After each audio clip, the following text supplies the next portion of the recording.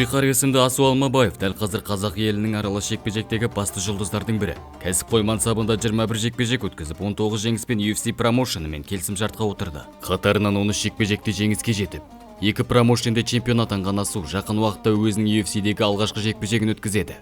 Сондықтан бүгінгі видеода біз базарда жұмыс жасап, кейін жекпе-жекке шығып, әлемдегі абсолютті промоушен UFC-ге жеткен Асу Алмабаев жайлы сөз қозғайтын боламыз. Ал осы видео басталмас бұрын сіздерден міндетті түрде лайк басып, арнаға тіркеліп кетулеріңізді сұраймыз. Сонымен қатар келесі видеода қай жауынгер жайлы сөз қозғайық? Комментарийге жазып кетіңіздер.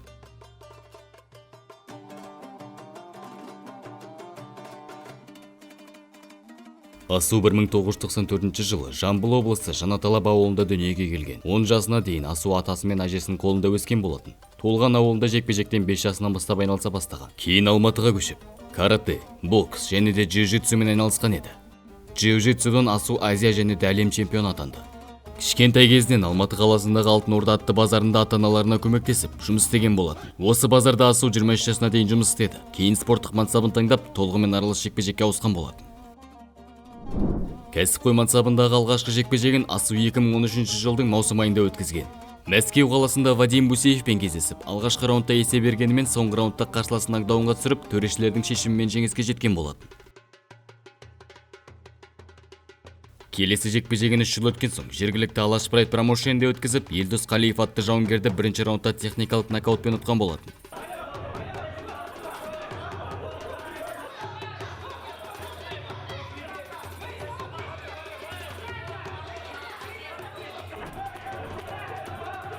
Дәл осылай Асу көптеген промоушендердің көзіне түсіп, 18 күннен кейін келесі жекпе-жегін өткізді.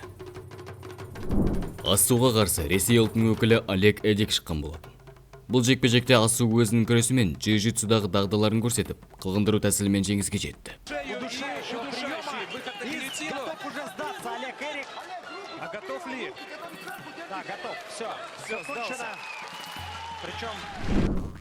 Бір жарым ай өткен соң, Асу кезекті жекпе-жегін Fight Nights Global 45 турнирінде өткізді.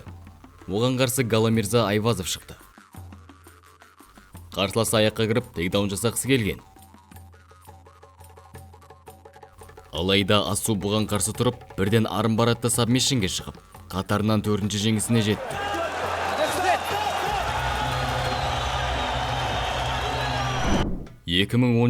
жылдың басында Асу Алмабаев қазіргі UFC жауынгері және де Хабиб Нурмагомедовтың жақын досы Тагир Уланбековпен кездесті.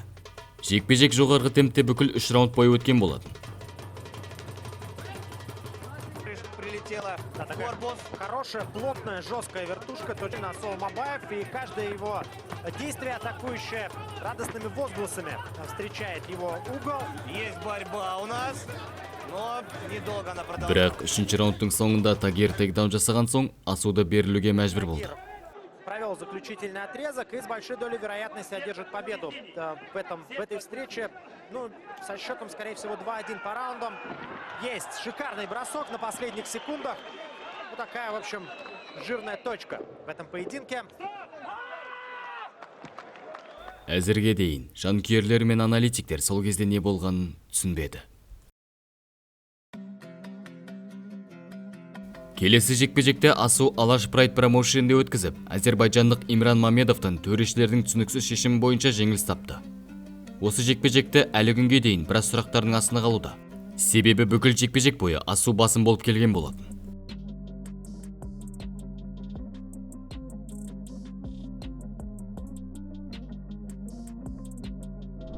4 ай өткен соң, Асу Алматы қаласында өткен АСБ 69 атты турнирінде Ибрагим Мамаев атты жауынгермен кездесті. Жекпе-жектің алғашқы раундында Асу өзін жақсы көрсетіп, біраз рет қарсыласын қинаған болатын.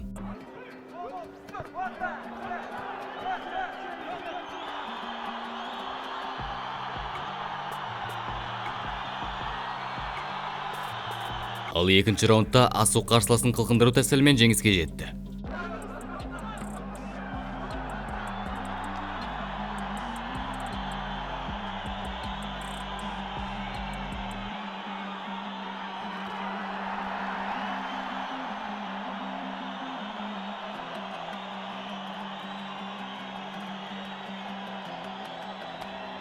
Кейін Асу Беркут Янг Eagles промоушенінде Шамил Ахмаевпен кездесті. Жекпе-жекте Асудың қарсыласы аса жеңіл салмақ дәрежесіне кіре алмаған соң сары қағазбен бастаған болатын.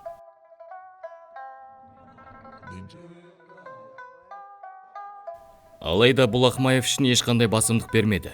Себебі Асудың қиналмай 3 раунд бойы қарсыласын мыжғылап жүріп, төрешілердің шешімімен жеңіске жетті.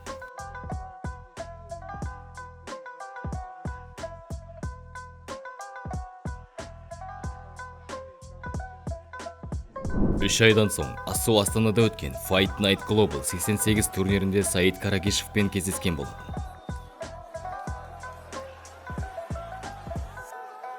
Алғашқы раундта Асу өзі үйренгендей жоғарғы темптегі төбелеспен өзін көрсете бастады. Кейін екінші раундтың ортасында Асу Ground and Pound'та қарсыласын техникалық нокаутқа дейін ұрып соқты.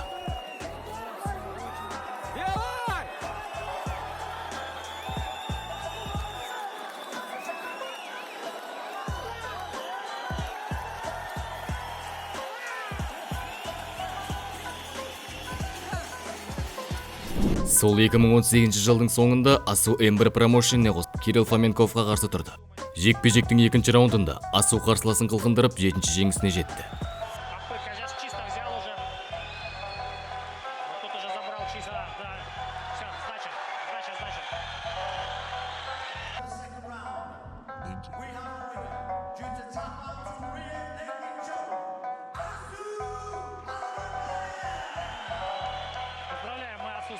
Содан Асу Пьер Людемен кездесті.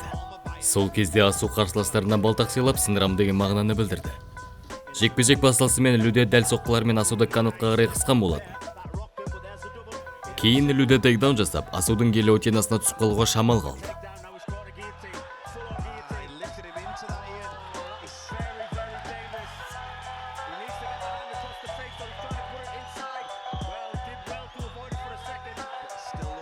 Алайда Люде жоғар сатыдан жақсы жұмыс жасап, алғашқы раундта өз қоржынын алды. Екінші раундтың ортасында Люде тейкдаун жасағанда басын Асуға беріп қойды.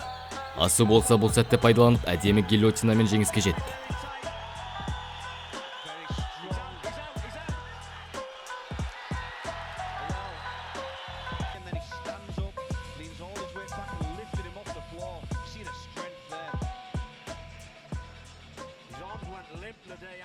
Екі 2019 жылдың қазан айында Асу Крис Келадеспен Ember промоушенінің уақытша чемпиондық белбеуі үшін кездесті. Кезіндегі UFC жауынгері алғашқы раундта тейкдаунның арқасында өз қоржынына қосқан еді. Келесі раундта Асу нокдаунға түскенімен партерде өзіне келіп, кем дегенде раундты бермеген еді.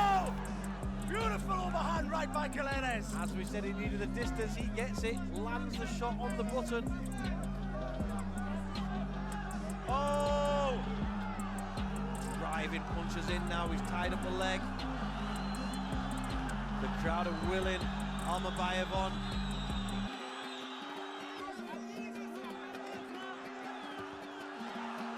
Well, payback time. Кейінгі раундтарда Асу қосылып жекпе-жекті төрешілердің шешіміне дейін апарып, жеңіске жеткен болады.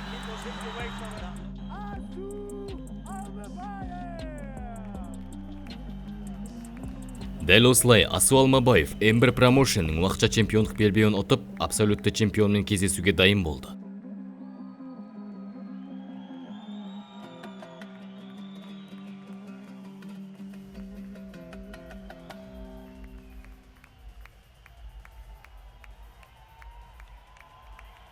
Алайда бүкіл әлемдік пандемияның аурудың кесірінен Ember промоушені жабылып қалды. Содан бір жыл өткен соң Асу өзіміздің жергілікті промоушен Найза 27 турнирінде Дархан Ысқақовпен кездесті. Жекпе-жек барысында Асу октагонның ортасына алып, темпті өзі басқарып жүрді.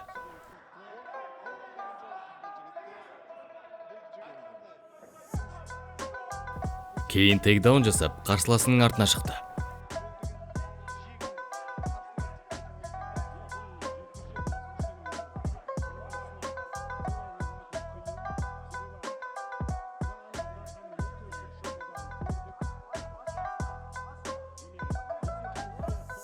Содан ары қарай қылқындыру әдісімен жеңіске жетіп, Найза Fight Championship чемпион атанды.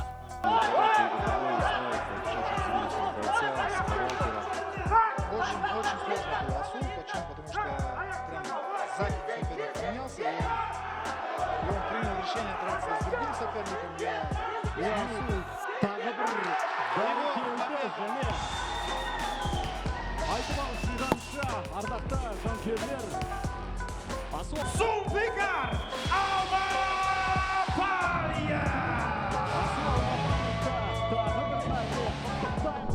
Әрі қарай Асу Бахрейндік Brave Promotion мен келісімшартқа отырып, Алматы қаласында өткен Brave 53 турнирінде өзінің алғашқы жекпе-жегін өткізді.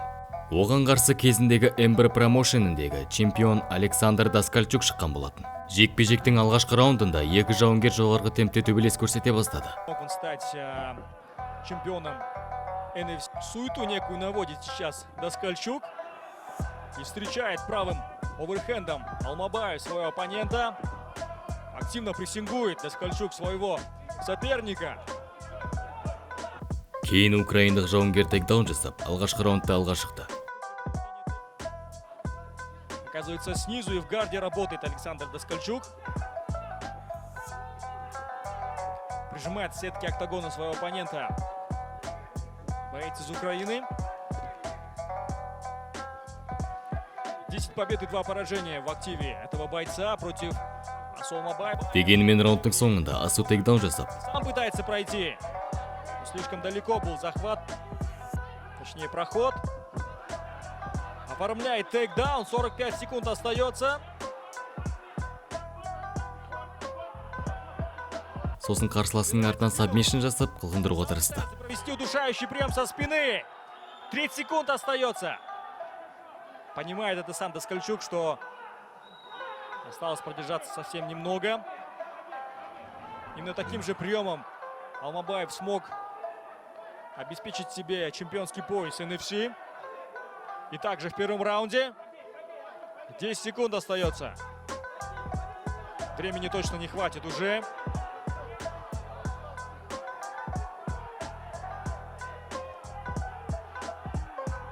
Но сделано все грамотно на самом деле. Тейкдаун сразу же забрал спину, заправил ноги. Да, просто-напросто не хватило. Екінші раундта Асу қарсыласының артына шығып, тордың қасына тейкдаун жасап, қылғындыру әдісімен жеңіске жетті. Былай аяқты салған сәттерде қазір жібек қоюы мүмкін қарсыласын. Керемет, міне зерлетті біраз, енді арқасына шығуға болады қарсыласының. Шамамен жақын, өте жақсы, бэкмаунт бар позициясы. Уақыт жеткілікті, кішкене соққы жаудыру керек, асығудың керек жоқ, Асу Алмабаев. Қылқындыру әдісіне салды, Rear naked choke. Асу Алмабаев өзінің кәсіби мансабындағы ең үлкен жеңіске қол жеткізіп отыр. Ай, жарайсың, азамат. Ал 3 айдан соң Асу Каик Аленкармен кездесіп, қарсыласын апперкотпен таза нокаутқа жіберді. спортшыға міне өте жақсы ардақ жанкүйерлер, Алған әйелі құтты болсын жеңіс. Асу Алмабаев осылайша ауыр соққымен зар қайталау қазірге.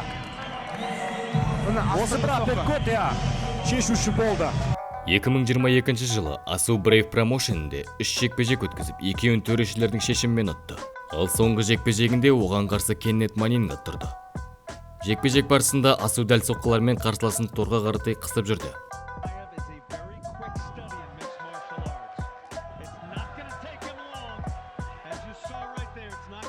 Кейін тейкдаун жасап, раундтың соңына дейін қарсыласын мыжғалап отырды.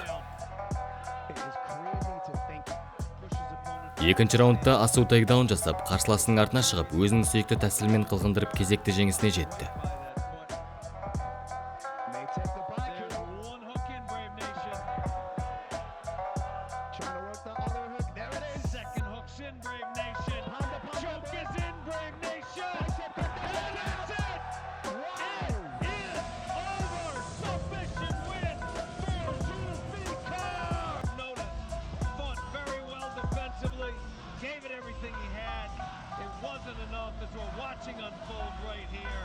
That forearm is underneath the chin. Both hooks are in.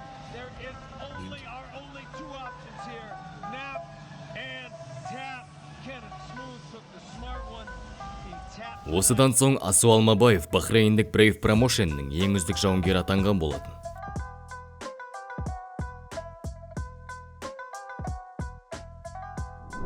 Ұзаққа созылған келіссөздерден кейін Асу ресми түрде UFC Promotion'мен келісімшартқа отырды.